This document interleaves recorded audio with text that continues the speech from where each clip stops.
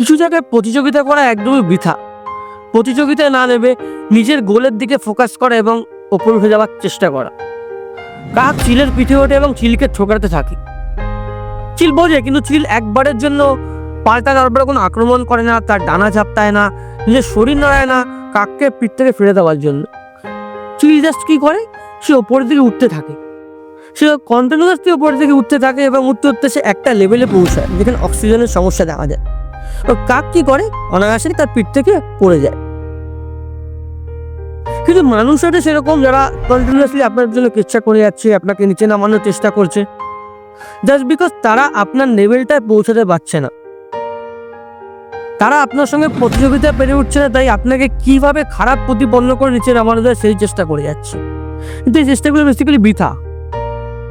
তাই আমাদের উচিত আমাদের এই পিছনের কথাগুলো কান না দিয়ে নিজেদের লক্ষ্য স্থির রেখে কন্টিনিউয়াসলি ছিলের মতো ওপরের দিকে উঠে যাওয়া। দেখবেন এই আপনার পিছনে কেচ্ছা করা লোকগুলো একদিন ঠিক কাকের মতো মুরঝিয়ে যাবে, ঝিমিয়ে যাবে এবং ভূপতিত হয়ে পড়বে।